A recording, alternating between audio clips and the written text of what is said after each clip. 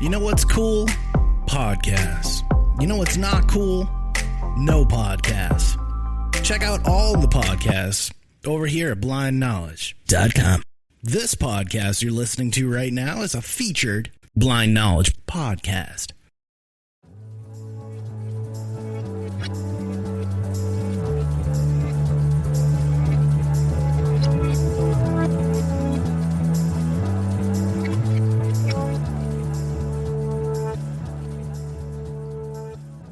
Hi there. How are you today? Yo, I'm good. Thank you so much for joining me. Are you a Gen Z or are you a millennial? What's your designation? Well, I'm currently an undergraduate student, so. Okay. All right. So you're legit. Right on. Oh, yeah. All right, Ainsley. All right. Let's get some background on you. Let's get some bio on you. Take it away. Fantastic. So I am currently an undergraduate student at the University of North Carolina at Chapel Hill. Go Tar Heels. I am on the pre-med track, so I'll hopefully be in medical school in the next 10 years or so. Yeah. What other things y'all would want to know about me? Well, I think that's really good. It's tough to get into. My grandfather was a doctor, so I get how difficult like medical terminology and that that responsibility is to take your career and your life that way. Where do you want to go in your career? What kind of goals do you want to accomplish? Well, I've recently become really interested in menstrual health, menstrual equity, and maternal health care, things like that. So I don't exactly have a specific field that I'm interested in terms of medicine, or that I'm planning on, but those are some things that I'm really interested in, because I've been doing some research, and it's fascinating that even in this day and age, we think medicine is so advanced. Maternal deaths, maternal mortality are still very high, and it's because of a lot of preventable causes. So that's something I've recently become really interested in, and something that I want to learn more about and hopefully get more involved in, and to make a difference in that realm. You know what I want, Ainsley? I want a full body, full spectrum, full neuro, full chemical test every year to know if I have cancer somewhere or not, or like will in the next 10 years, or ALS, God forbid, or, just like an update on my brain. Maybe like the neurons are pumping at 80% or my breathing, just to have like a full body, full scale, easy, like this is how my body is right now kind of thing. I think that's the beauty of science. We are constantly learning more about how our bodies are working. So yeah. While there isn't technology right now that could tell you, everything that's happening in your body, there are thousands, millions of researchers out there every day working towards discovering what's going on inside of us. And that's that fascinates me so much about science, and particularly medicine. Yeah, and there's the scientific theorem, right? Or is it scientific theory or theorem? I don't know. Scientific method. That's the one. Yeah, the scientific method. There's a proven workflow to get something, to know if it's real or not, kind of thing, exactly. Or if it's just a theory. Exactly. Okay. So Ainsley, what's the big thing with you? Yeah, of course. So I consider myself a STEMinist. I don't know if you've ever heard the term before. I recently got introduced to it. Essentially, it's what it sounds, feminist, who is really passionate, particularly about empowering women in STEM. So that's something, as I've entered the next stage of my career journey and my professional journey, that's something, part of my identity that I've been really working to develop. STEM? What's STEM for people that don't know? Yeah, so STEM is science, technology, engineering, and math. Sometimes you'll also see it with another M for medicine, but that's essentially my mission as a STEMinist. In particular, is to shed light on the voices of women and the stories, because something that I feel is a big issue in today's society is that we just don't talk about things. We there's a lot of organizations and such that are trying to get girls interested in STEM and career exploration.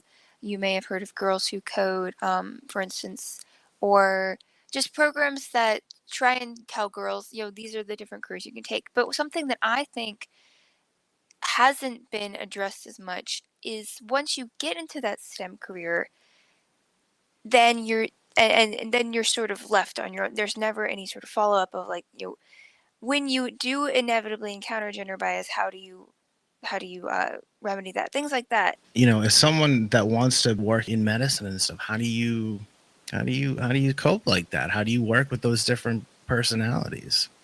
Exactly, that's the thing. You have to learn that everybody has a different perspective, and one of the pieces of and that's why we need to have these conversations, because we can't just live in our own little world, our own little bubble, and say, this is how I believe the world is, and that's how it should be.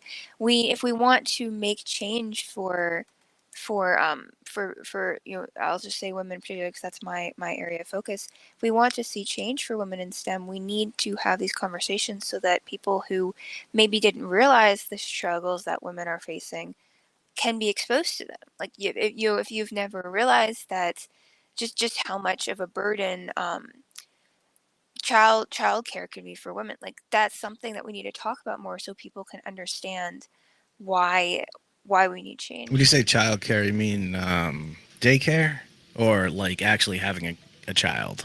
Both. There's in the U.S., for instance, there is no official policy regarding like childcare leave. So, things like that we just need to get talked about more. That so there's an organization that's it's like insurance for at least a year after having a kid or something like that. Just to acknowledge that women are needing assistance and they aren't getting it. If it's recognized that the assistance is needed, then the assistance should be had. But it takes strong people to figure that out. As simple as it seems, That's fair. just to acknowledge that, because that's like a post in the road. That's not moving. That's real. Exactly. And I think it takes um, somebody to be that person, take the first step and be brave and speak out, because as in with any issue, it's hard to speak out. It's hard to be the first one. But once you have that first voice, then others can see, oh, I feel the same way. It's not just me who's been feeling this way. And so then you can start to build momentum. Yeah. Oh, yes. The momentum was so strong, I dropped everything in my hands. That was pretty cool. That was a cool connection. But yeah, as long as you love what you're doing and you totally believe in what you're doing, that momentum becomes even stronger. It becomes spiked and it goes and goes and goes until it doesn't.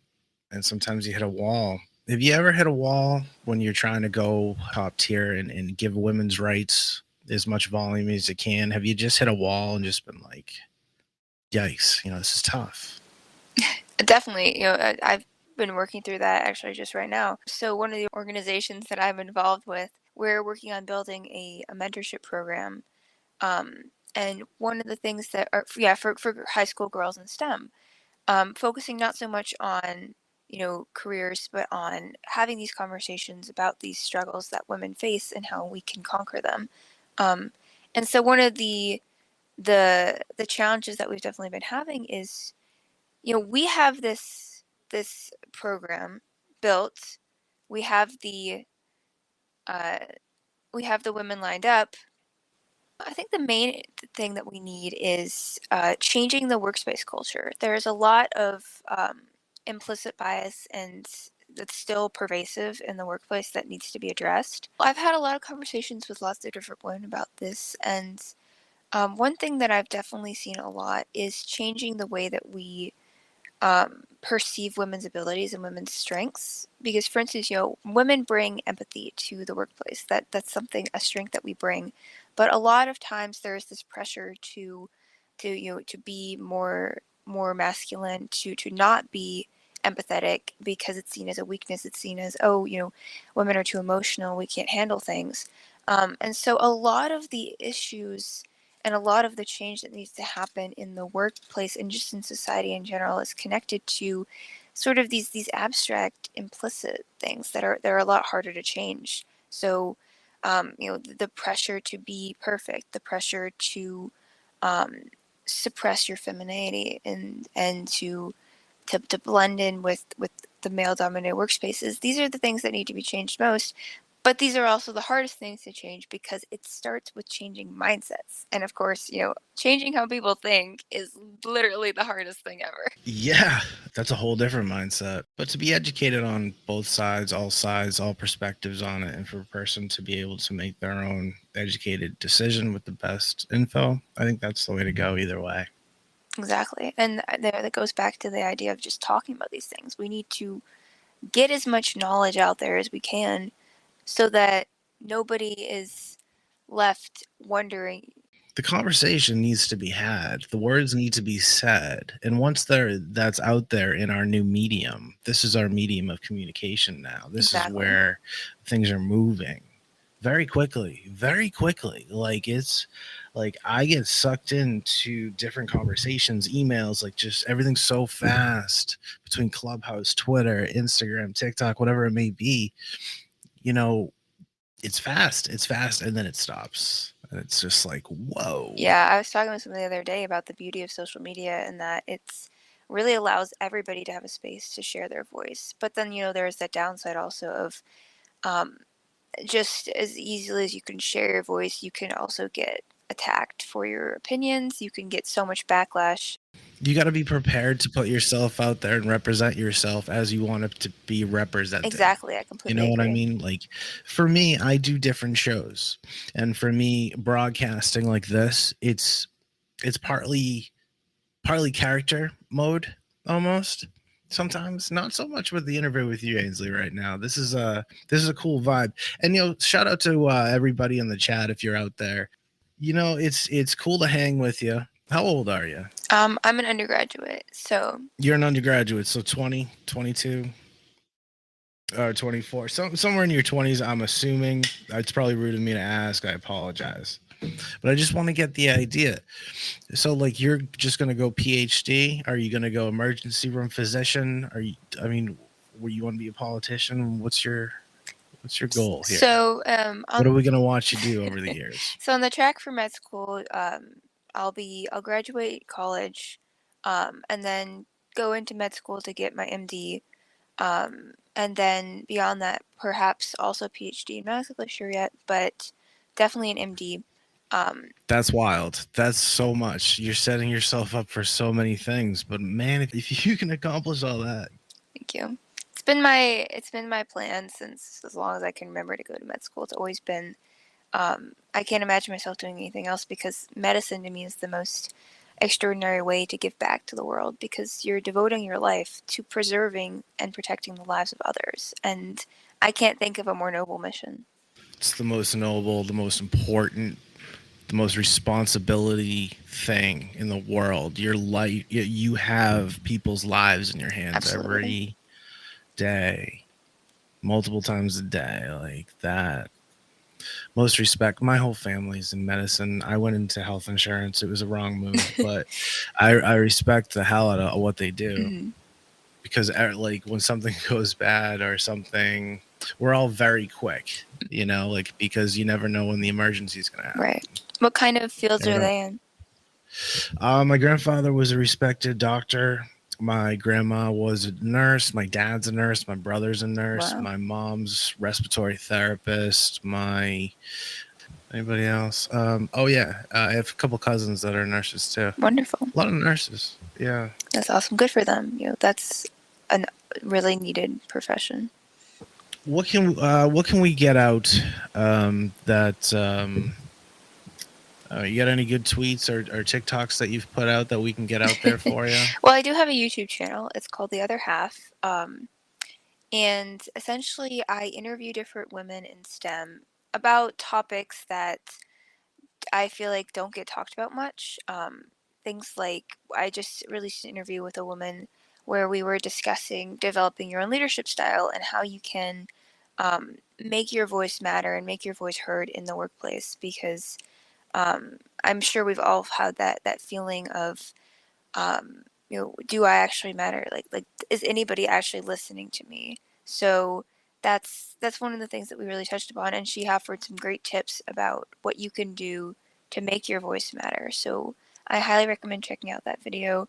I'll be releasing more throughout the uh, continuing on, just to again try and get those stereotypes shattered, and those issues talked about. I have another interview with a woman named Dr. Shini Samara, where we were talking about all sorts of things, everything from how to accept who you are and be grateful for what you've done, and not be so tied to perfectionism, things like just things like that. So definitely check out my channel. I'm also on Instagram and Twitter. It's called The Other Half. Um, and is there a place where I could like put my social media handles, or could chat or something? Awesome. Ainsley, what's something I can do to help you by being on the podcast right now? Like, what's something that we can all do to help you? Is there something we can retweet or? Well, it'd be great if y'all could help get my message out there, get garner some more visibility for my channel and for the work that I'm doing, because um, that's the only way that we can make a difference, by taking collective action and spreading the word about these things. So, I What just is the message, Ainsley? Tell us right now. What is the message? I gotta know. we need to talk about these things. We need to talk about the issues that women in STEM are facing. We need to break these stigmas that have been silencing our voices for too long. And the only way we can do that is through lifting up these voices and being allies. And even if you are not a woman in STEM, even if you're not a woman, you can still do something for women in STEM. You can still be an ally. You can still raise up our voices, and you can still make change. So we need to talk about these things. We need to start talking, and we need to start acting. Talk the talk, walk the walk. That's the deal. And that's what you got to do to get anything done, apparently. That's what I'm learning. But I'm behind you. I'm about rights for everybody. I think everyone should just be equal. What do you like to do for fun? You're a gamer? I've never been much of a gamer. I do enjoy reading. I like reading, particularly current event news, things like that. I like getting outside. I think that sometimes just going for a walk and walking through, um, and you're just immersing yourself in nature. Having great conversation back and And forth. that's awesome to hear. It goes exactly with my philosophy about how we need to have conversation. We need to, because there's so much knowledge out there. People just don't know it exists.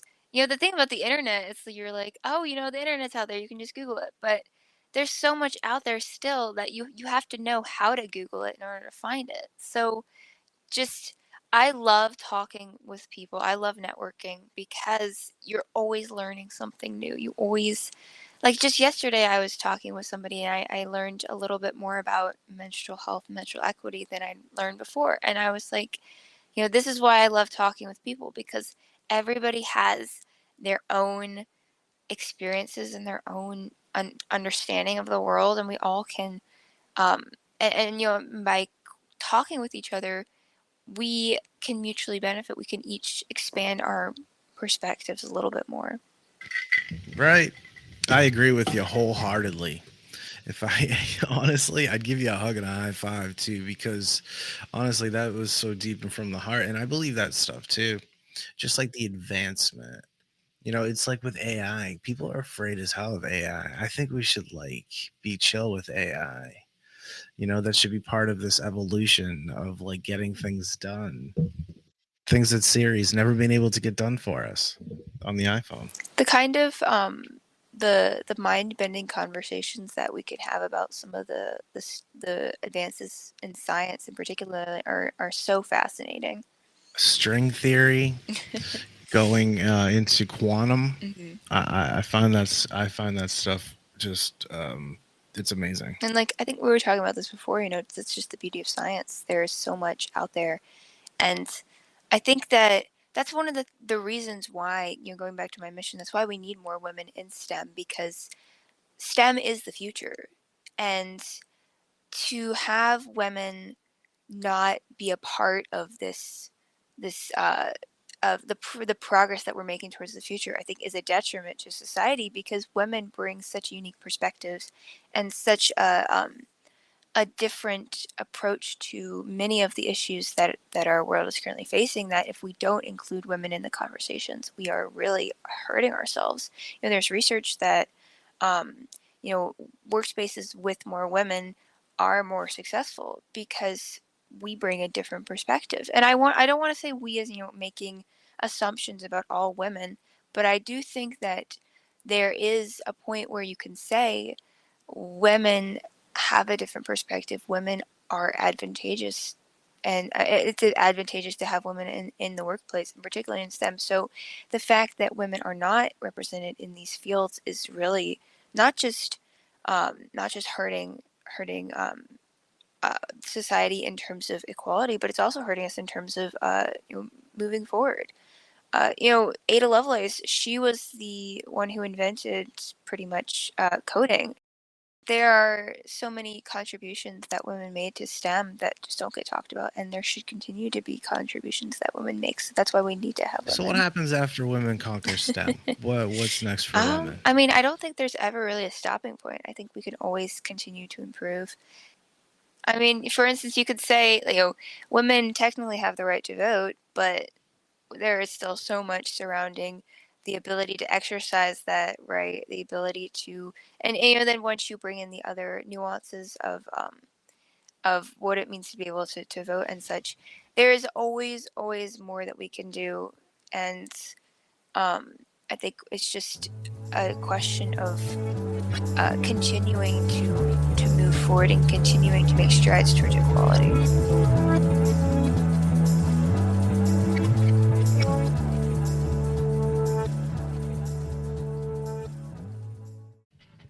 Well, check it out, y'all. We got what you need. We're all living in apartments, condos, vans. Well, dude, even you can have a studio in a box. Yes, we can help you with that right here at Blind Knowledge. We work on your budget and we figure out your measurements. We'll get you the best sound for the best price. Let me know, 877-237-1143 or at blindknowledge.com. Yep.